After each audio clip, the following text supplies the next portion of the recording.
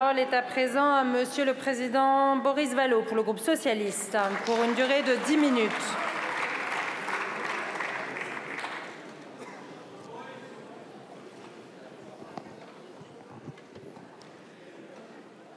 Madame la Présidente, Monsieur le Premier ministre, mes chers collègues, nous ne cesserons jamais de croire la grande paix humaine de Jaurès possible. Nous ne cesserons jamais d'espérer en une humanité organisée, assez maîtresse d'elle-même, pour pouvoir résoudre par la raison, la négociation, le droit, les conflits qui l'affligent. Depuis plus d'un siècle, nous la croyons possible, nous l'espérons prochaine.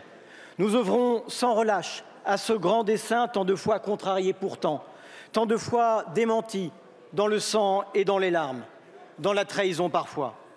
Nous ne nous résignons pas.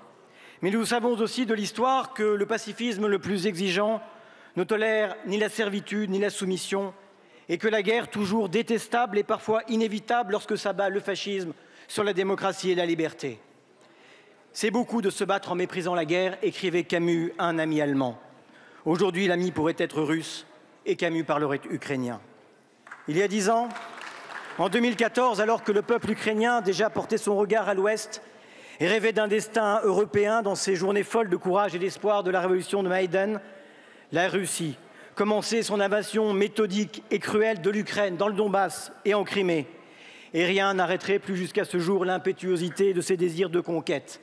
Aucune négociation, aucune solution diplomatique, aucun accord, aucun traité, ni la Charte des Nations Unies, ni l'acte final d'Helsinki, ni la Charte de Paris, ni le mémorandum de Budapest, ni les accords de Minsk. C'était l'époque où d'aucuns, à l'extrême droite, sur ces bancs, cultivaient la compromission en se faisant photographier avec leurs bailleurs de fonds. Poutine, voilà le vrai visage du Rassemblement national et il n'a pas changé. De notre côté, c'est l'époque où les socialistes annulaient la livraison des Mistral à la Russie. La communauté internationale pensait sauver la paix, la Russie préparait la guerre. Nous ne serons plus dupes des pauses tactiques sous prétexte de cesser le feu. Le retour de la guerre, qui s'abat sur l'Ukraine au matin du 24 février 2022. 350 000 hommes fondant sur un pays souverain, sur l'Europe, dans un déluge de feu. Des dizaines de milliers de victimes civiles et militaires, des millions de déplacés et autant d'exilés. Des conditions de vie redoutables au premier jour de l'hiver de la guerre, qui le fit baptiser du terrible nom de Holodomor. D'innombrables actes de torture, d'exécutions extrajudiciaires, de crimes de masse, de viols, l'anéantissement de la culture et de la langue ukrainienne, la déportation de 2000 enfants en Russie. Voilà la guerre de Poutine à l'Ukraine et à la liberté.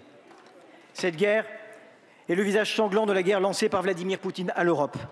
C'est le plus brutal visage d'un régime qui porte en lui les nuées de l'impérialisme tsariste et du totalitarisme soviétique contre le modèle de société que nous, Européens, avons construit.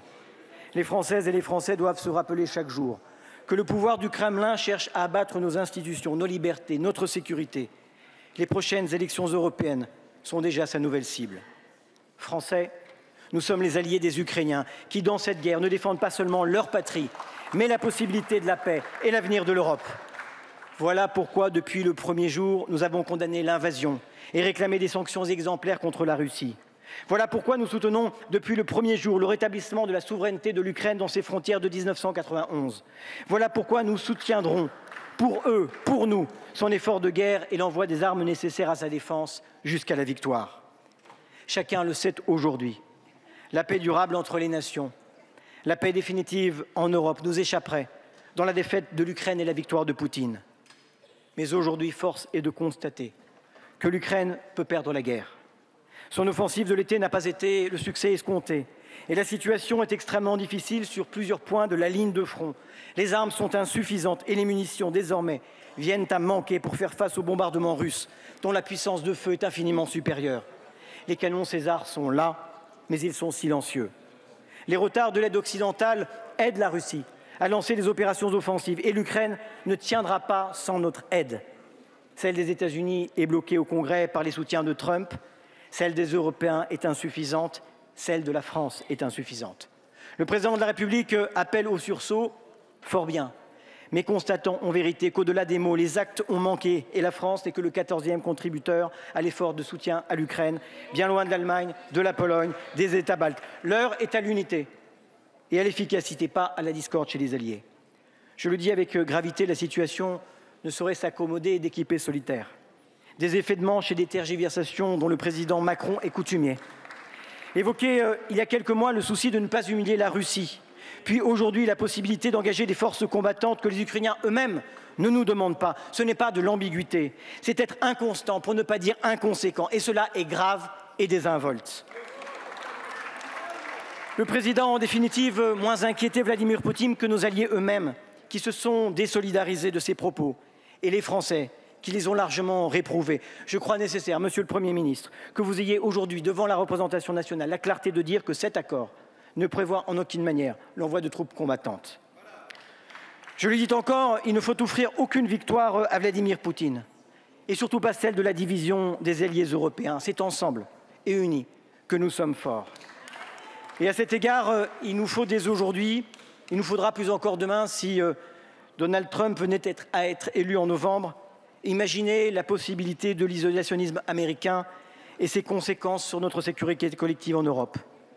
Dans ce contexte, cet accord qui ne saurait tenir en lui-même d'acquiescement à l'adhésion de l'Ukraine à l'OTAN, et nous réclamerons le moment venu le débat parlementaire, comme pour la Suède et la Finlande, pour nous prononcer souverainement, participe néanmoins d'évidence au nécessaire renforcement de la normalisation et de l'interopérabilité de nos équipements de défense en Europe. Quant à l'adhésion à l'Union européenne, perspective à laquelle nous avons déjà apporté notre soutien, elle suppose et exige des critères de convergence économique, sociale, démocratique de l'Ukraine, autant qu'une réforme en profondeur de l'Union européenne qui ne saurait être un espace de concurrence sans règles entre ses membres. Nous proposerons un traité permettant d'aborder simultanément l'élargissement de l'Union européenne à l'Ukraine et la révision de nos règles européennes. Je pense en particulier à la question agricole, aux fonds structurels et à la nécessité d'une nouvelle PAC. Mais il est, dans ce moment tragique et existentiel, important de dire aux Ukrainiens qui souffrent et qui se battent avec un courage inouï pour leur liberté, pour la nôtre, vous êtes de la famille. Nous partageons, Monsieur le Premier ministre, l'idée qu'il faut aider l'Ukraine à tenir aujourd'hui et à gagner la guerre demain. Et pour cela, il faut faire plus vite, et que la somme de nos hésitations, de nos tergiversations, de nos retards sont aujourd'hui la cause première de la situation extrêmement délicate dans laquelle se trouve l'armée ukrainienne. Il faut faire plus et plus vite dans les livraisons d'armes, notamment de défense aérienne et d'artillerie, dans la protection des infrastructures critiques, dans la lutte contre l'ingérence russe, dans la coopération en matière de renseignement et de contre-espionnage, en matière de coopération industrielle aussi. Les 3 milliards annoncés de ce point de vue-là, pourvu qu'ils trouvent une concrétisation rapide et ne viennent pas s'imputer sur la LPM, c'est-à-dire sur notre capacité propre, vont dans le bon sens. Mais ils nous alertent aussi sur nos propres capacités de production, ainsi que sur l'état de nos stocks, alors que les forges de Tarbes, par exemple, sont à l'arrêt.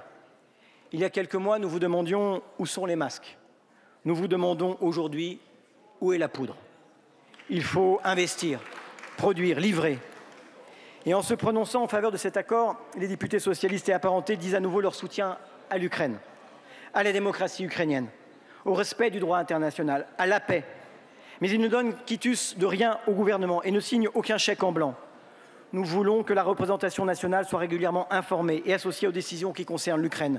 Nous voulons connaître régulièrement la réalité de la situation sur le terrain, suivre l'exécution de cet accord, les progrès accomplis dans nos capacités de production.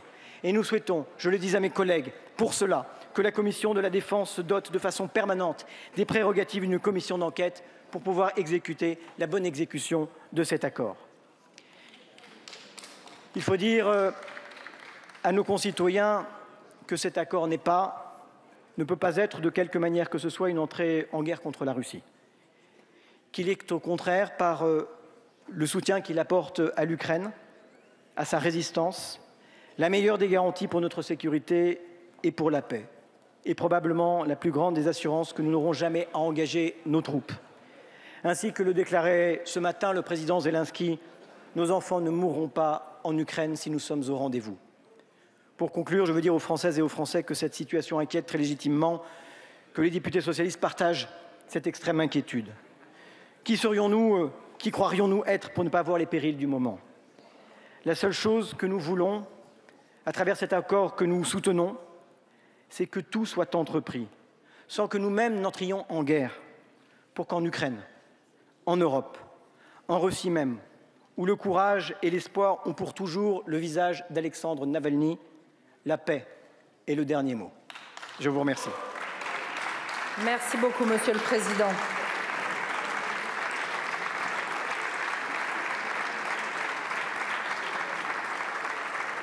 Je vous remercie. La parole est